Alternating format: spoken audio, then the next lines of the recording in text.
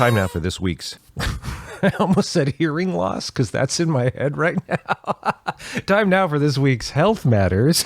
Paul Critz here with you, along with physician assistant Lynn Szabo. And I did foreshadow there. Today's topic is hearing loss. Hearing loss. Why it's important to get help with it. I don't know. I don't want to, give away anything. I haven't read the email outlining what we're going to be talking about today yet, really in depth, other than the subject line. But because hearing loss, things like this, perceptual things, have a lot to do with even getting older and dementia and onset of them. A lot to do. Okay. Yeah. Okay. Well, let's dive in. Yeah. So I'll come out as a person who's now wearing hearing aids. Yeah. Right.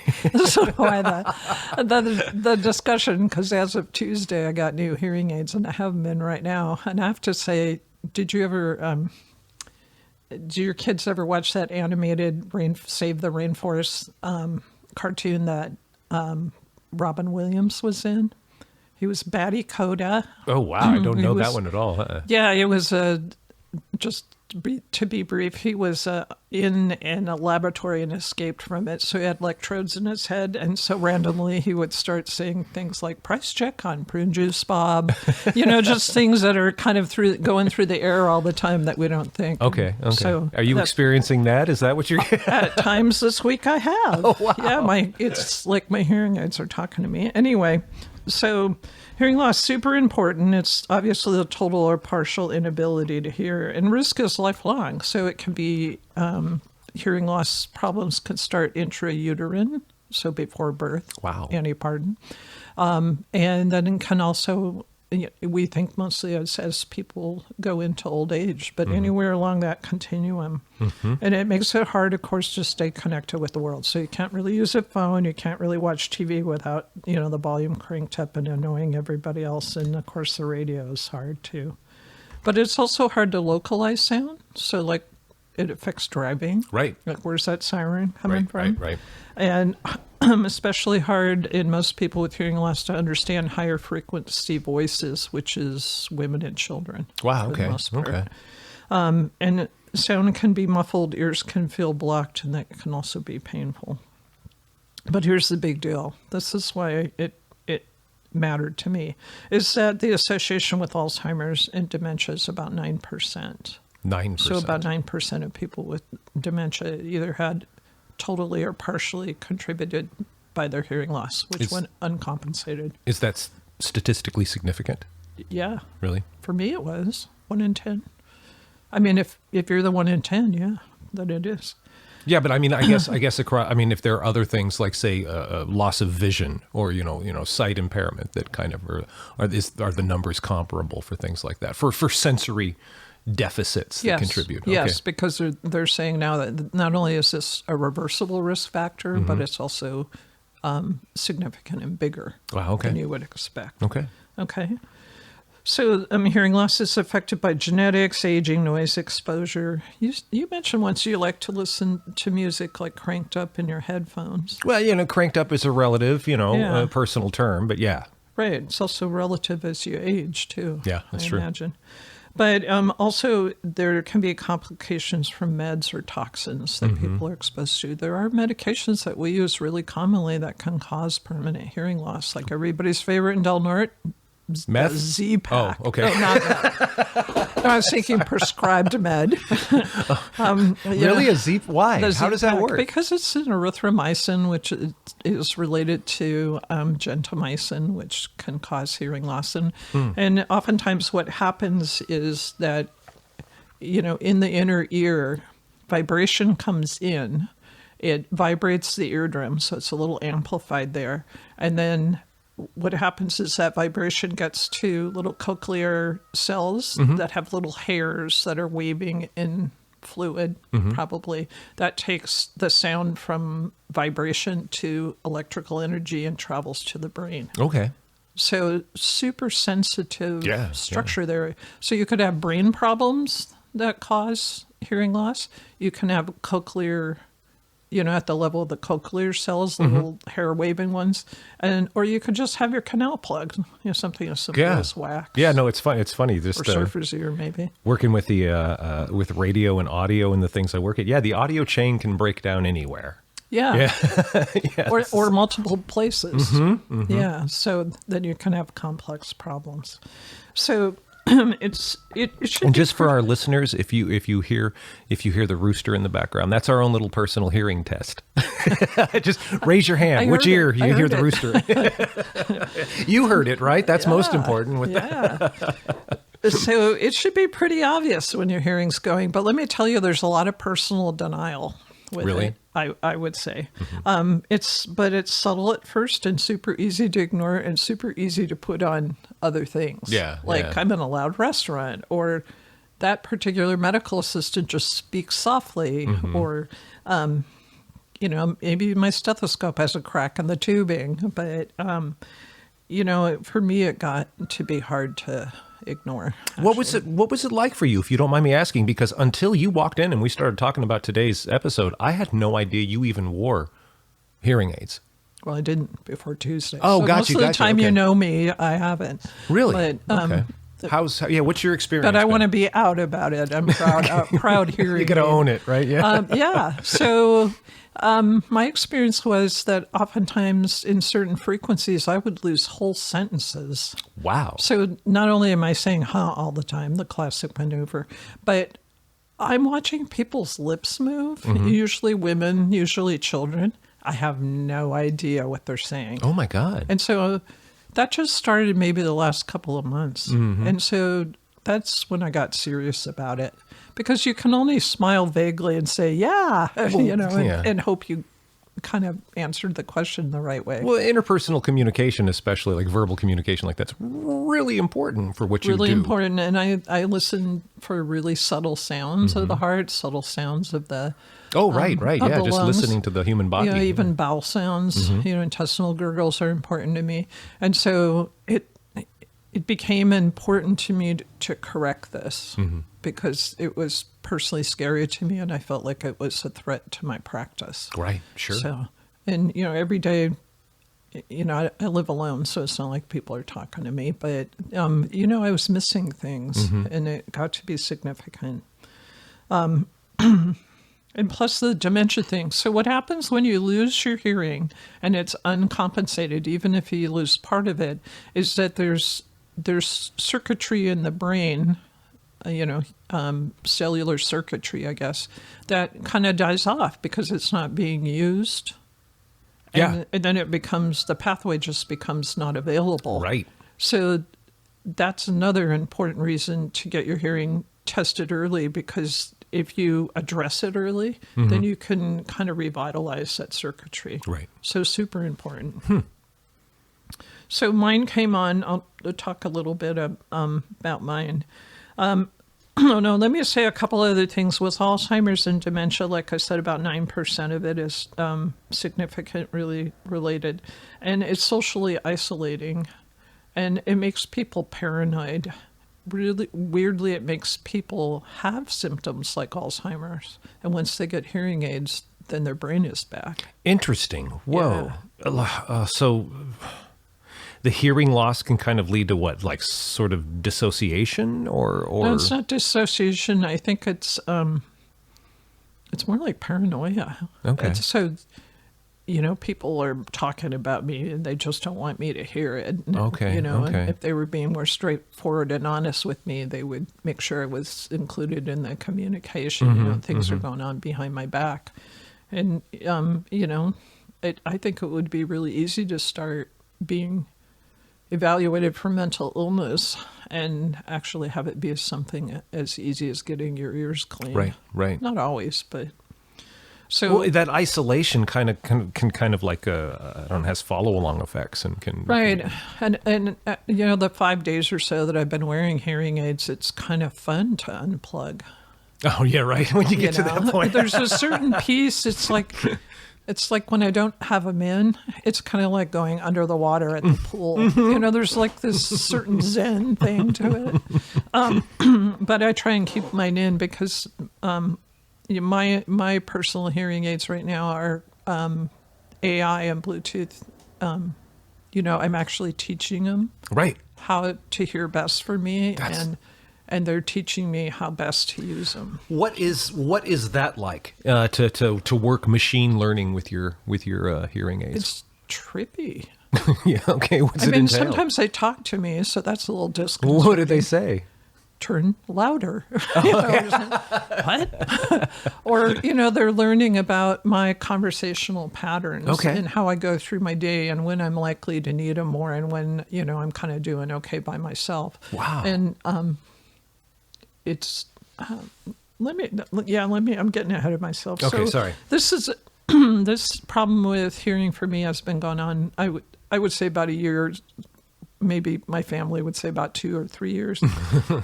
And when I went into my provider and I said, I'm having a problem hearing. It's clearly, I've got wax in my ears, clean my ears out. And so they did their best. My ear canal anatomy on the right is really narrow and then opens up to like a chamber before my eardrum. Mm-hmm. And so wax that gets stuck in that chamber is really hard to get out. So is that unique to you? Yeah. Okay. And wow. it's unique to my right ear. So I had to go a level up to get the wax out. So I went to the audiologist at Pacific Coast Hearing Center, and the audiologist there, lovely, well-educated woman, Karen Fowler. I showed up there for screening, and she has a little vacuum cleaner, so she got the wax out, no problem. Nice. But I'm going like, hey, okay, I'll do the screening, but like whatever, I don't really need this. Just get the wax out. And she's like, no, you need them. Wow. And I get that she's selling them, but she showed me the data, Yeah. and it was pretty clear. I mean, as far as what?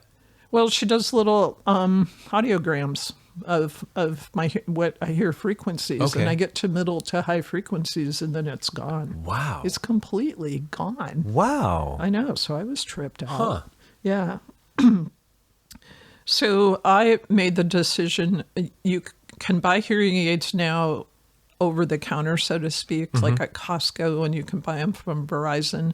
But I wanted all the bells and whistles. I want my little neuronal pathways to reestablish. And I want to be able to hear, little baby's pneumonia in the right lower lobe. I really, really don't want to compromise on that. So I spend a lot of money to get these Bluetooth enameled AI hearing aids, and they're super trippy. Can I ask how much?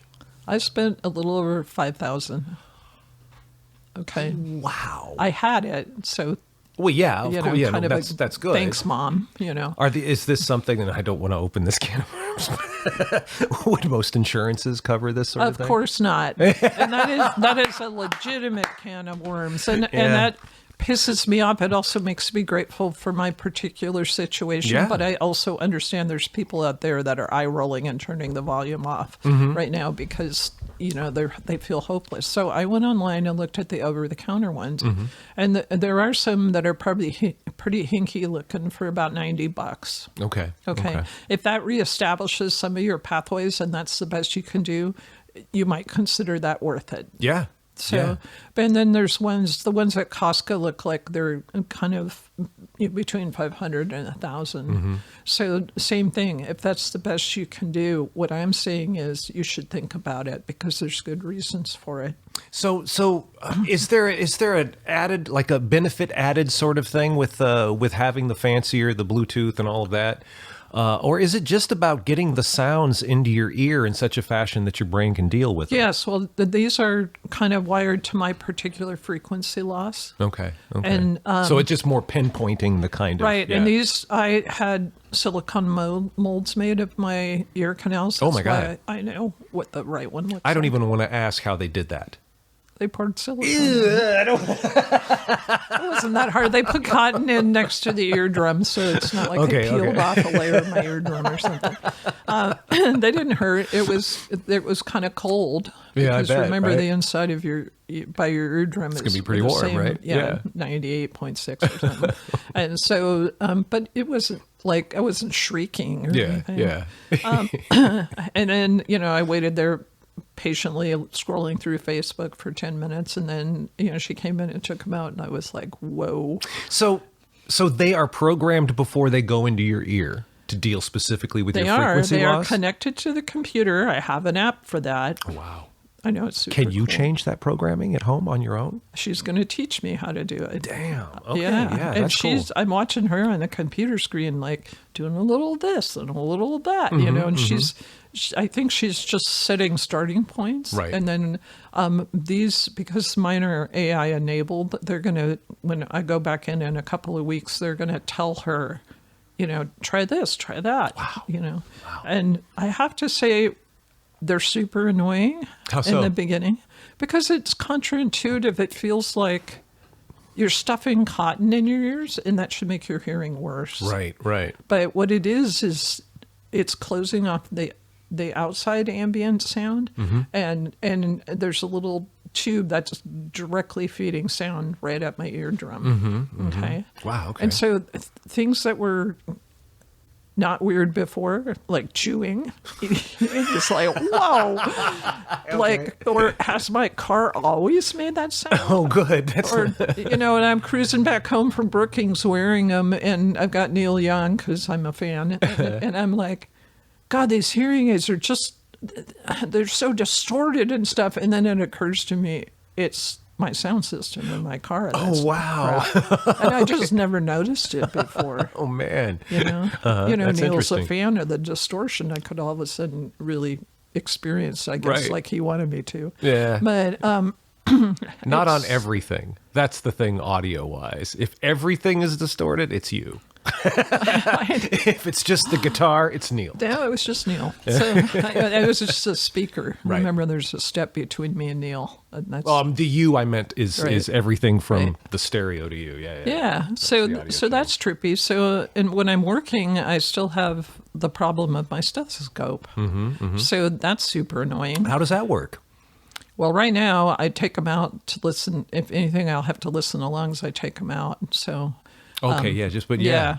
But what's going to happen is after I'm done here today, I'm going to order a new stethoscope that's Bluetooth enameled, and it'll merge the two. And then I won't actually have to put anything in Sure, my you ears. just hold it up and it'll be broadcasting to your, it'll be Right. Wow, that's cool. And I'm wondering how patients are going to take that. I want to be really open and out about this. But I think I'm going to be a better clinician. I think this is going to be better than I thought it was. Yeah. And so I'm super excited about it. So, you know, things like I can connect directly to my phone, and usually I put it on speakerphone and crank the volume up. Wow. So that means everybody else is inconvenienced by, you know, hearing this conversation that's irrelevant to them. But right now, it just puts the sound directly into my ears, and so my phone doesn't make any noise anymore. It's not on speakerphone. Right. It's on hearing aid phone. Wow. And that's super cool. That is, and other things that it does that are really weird. What's it like comfort-wise? I Well, mean, 'cause it's about the first half hour I have them in, it's annoying. But right now it feels like I have earbuds in. Yeah, okay. It's like I have $5,000 earbuds for the brain. And so, like, I'm listening to podcasts on the way over. I was listening to Alex Honnold. I'm a big fan. And, you know, he's a climber, and they're talking about this and that I don't really understand, but I pretend I'm cool. and it's going directly into my ears. Wow. Yeah. So that's super cool. But so every once in a while, in fact, I asked you before we went on the air, is there like some Bluetooth thing that's going to happen and it's going to be screeching in my ears or mess up your equipment? I don't know. Because there's all these surprises. Yeah, right? Yeah. So, and I expect those will calm down after Where's my this phone? whole thing is refined. I want to look and see if on my phone, because I get a list of nearby Bluetooth things to Okay, connect to. see I if want to I see if show you're it. there. Yeah. So while you're looking, I'll say that the app that I have, it's able to tell how much I talk during the day, what volume is optimal, whether it's good on one side or the other. Do they need to be charged? They seem to burn energy really fast. I bet, need to yeah. charge them a lot, especially when I'm listening to podcasts and stuff and using the phone. It also tells me where I've lost them. Oh, no, you can find them if you take them out and set them down? Is that Right. what Yeah. It's kind of like those little GPSs you put on teenagers to find where they are. It's kind of got that going on. So that's kind of super cool. And It's supposed to tell me this week about my hearing, like what it's learned about me, AI. Every Sunday it makes a little report about what I could do that would make these better. But I would say right now, as they're in my ears right now, this is super step forward. Right. Super step. But you kind of have to be committed to using them, I think, because the more hours it spies on me, I guess, the more information it gets. Yeah, that's basically what it's doing. It's creating a profile of a sound profile for you. And I know my dad never got him, and he should have had. We had a lot of hearing loss in the family. My mom refused to use him because she said it didn't solve the problem of us mumbling, which is, I'll call that denial, Mom. That's just Mom. Right. And she had ones that were made for her by Kaiser, and I don't think they were this advanced. I think these are newer technology than what she had. But I want to be out about my hearing aids. People are ashamed of it, and I think it's so cool. Wow. I don't see that. I don't see people being ashamed of it. Are you? Would you experience that? My parents, yeah. Okay. And like my dad refusing to get it because then people perceive him as old. I have a stepfather has spent a lot of years around airplane engines, and so he wears them, and he's got the Costco ones, and it's wonderful. He does the thing too where he'll just reach up and turn them off when no one's looking and go about his day. Oh, that's so right. But then you're not retraining your neural pathways, and I'm all about neural pathways. I'll tell him that. Yeah. So, and then now I got like color choices. Do you want them to be hot pink? Mine are silver. Oh, perfect, because your hair. Yeah, it's nice. Hair. Yeah. But, hot pink. What are you? I'm not a joke. What are you doing? Well, you've seen cochlear implants. It's different than what I have. You can see occasionally people with maybe profound deafness congenitally. And a lot of little girls get changeable little addendums that they can put on them so they can, match their outfit and stuff. Well, and that probably helps them be more comfortable with them. Sure, yeah. But I would say that this is like beyond my wildest expectations. Wow. This solved a problem that turned out to be really needing to be solved, and I'm really happy with it. So and it sounds like you got onto it soon enough too to not have any sort of long term. I did. So that brings up my next point. If you think you're having a problem, if the people around you think you're having a problem, why not go into the clinic and ask for a rudimentary hearing evaluation and, if necessary, referral on to audiologist. And then, you can get the diagnosis, and if Costco is what works for you, go to Costco. So, but really, I don't want to worry about dementia. Right. So. I also tend toward all this cool stuff. I have my glasses are within my eyes, actually. You knew that, right? What, you mean when contact lenses? When I had my cataracts replaced, I had. You had implants put in, right? Yeah. I have implants. So. What are the implants made of? Were they donor stuff, or is it synthetic? No, they're synthetic. Okay. Because they adjust for my astigmatism, and they have little. I can sometimes see them under certain light. What do they look like? They look like just concentric circles. Okay. But they also have serial number identifiers on them. Wow. So if you ever find me out in the water somewhere, oh God, I'm identifiable.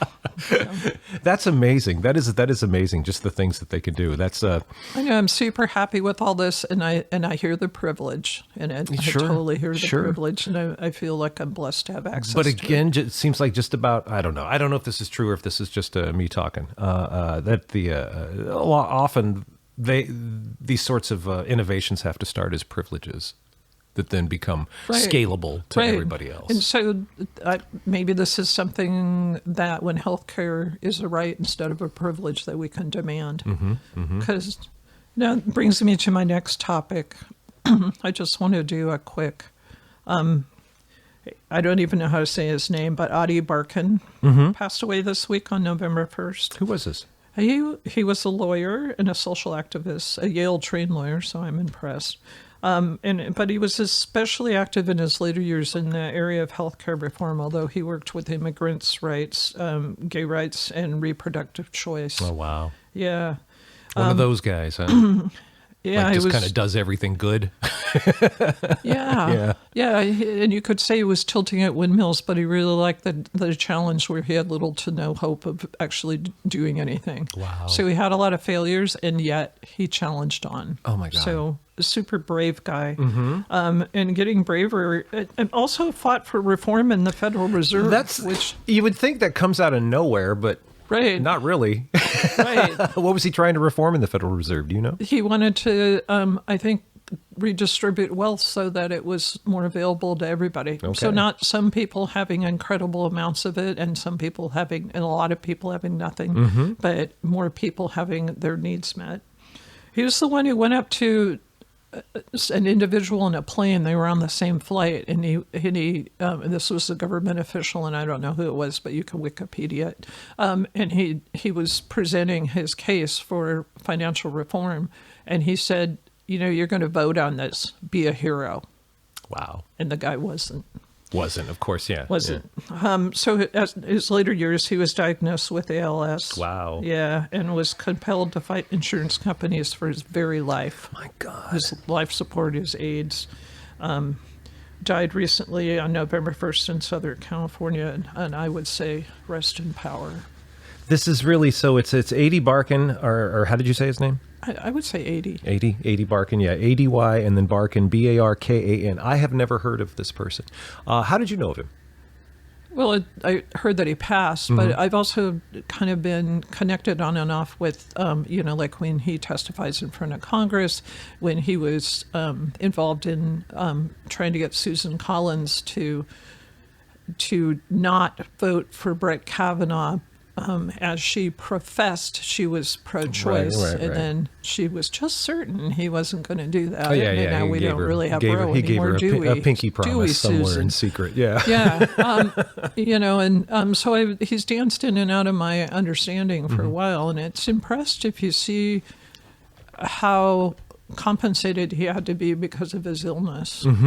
He had synthesized voice, and he's in a wheelchair, and eventually, I imagine, on a respirator.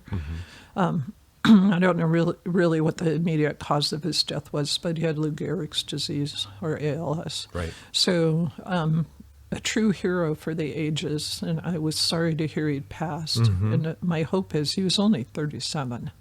Oh my God! I assumed because of everything that he had done, this was an old guy. Oh my God! Oh no! Oh wow, that is tragic. Because you think about double his lifespan. What he could have accomplished. And I thought actually he was just somebody who would have fit in right here for a great radio station to talk about whether that would have been a radio show is healthcare right or a privilege. But he was an advocate for so many beyond that. Wow. Beyond his own personal situation too. Well, thank you for bringing him up and his life up, because we memorialize just the absolute biggest fools in our society for no apparent reason often, and a lot of times the people who really do the work go unrecognized, unmemorialized. Yeah. So Not thanks. only did he do the work, but he often failed, and he kept doing it. And he kept doing it. Yeah. So a Yale-trained lawyer could have, settled for a bunch of money and a empty, hollow life with an early retirement, and he didn't do that. And just the irony too of having his physical being sort of slowly eroded and taken away from him too, as he. Yeah, it's heartbreaking. Wow. I will look more into this man and more into his life. This is, again, the first I've heard of him, and thank you for that. Yeah. Wow. So, Lynn, we've got just about a minute and a half left. Anything else you would like to get in about your fancy new ears? If you have the problem, own up to it and get help.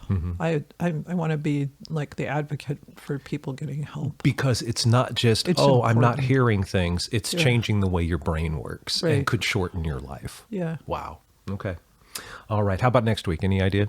No, I haven't thought about that yet. Maybe I'll have another failing body part. I've got something. I got it. Chronicling Lynn's decline. That's what this show has become. It's that often for me, too, as I bring aches and pains and things in. I do have a topic I'd like to suggest. Okay. And this is about, we often talk about being your own best advocate. Right. And how important that is for a patient in the healthcare system. My wife, and I know she would have no problem with me talking about this, she'd probably join us for this conversation, has a kidney disease, and it's stage 3 kidney disease, and is checked regularly. She's on it. She surfs my chart. She does all this stuff, stays. She's trying really hard and has for a number of months now to find resources, to be her own best advocate. But like she went through this whole thing trying to get a reference to a kidney specialist. Which we don't really have up here. No, she has to go down to McKinleyville for this person and and then there was a mix-up as far as the records being provided by Open Door, all of this. It's taken so long. She doesn't have a pressing issue right now with the specialist. She's being proactive, smart woman. She wants to get answers, like where can she go? And she's having to wait months just to get in front of a person because the internet will tell you everything. Right. And nothing. Right. And will contradict itself. And she's got questions about diet moving forward. You know, she's turned 50 or is turning 50 and next year and has all of these questions and trying to be proactive. And it's so difficult.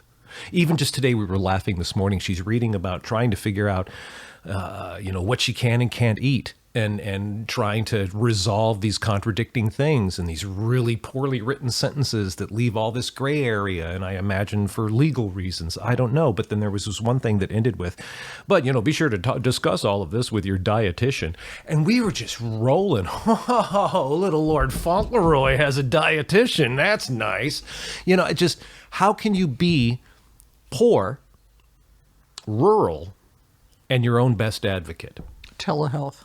That would be helpful for her. I would consider UCSF personally, but I don't know any of her details yet. So can she email me her questions? Oh yeah, sure. I'll step in the medical library. Okay, but there's no. The short answer is get out of the area. Yeah, right. Care. Yeah, and I suppose it's. And again, it's not so much care; it's guidance. Right. So right, and everybody thinks, all the answers are here online, but all the answers are, even the wrong ones. Yeah, there's an art to medicine. This is where it plays in. Right. Yeah. And so then it got me thinking about this whole be your own best advocate thing. Totally. And what a ripoff that is. How unfortunate it is we have to do that. I know there's so many people that have kidney disease and don't even know they have it because it really hasn't been discussed with them. Or until it becomes an issue, a crisis you have to resolve, and then all of a sudden you're we see it coming. Your kidneys hardly ever just croak in a day. Yeah. You can see it you can see the train coming toward you from a long ways away. Well, the topic as I'm envisioning it is just real, if we could find just real, like sort of hands-on guidance as to how best to be your own best advocate. What resources are out there that you can sort of start with, and what should you be aware of when you start Googling things and going online and looking at stuff so that you can teach yourself things. So just a suggestion, because we're experiencing that today in my house. Connect her with me. Okay. All right. I've got answers. Lynn, thank you very much. We will talk next week for next week's Health Matters. Okay.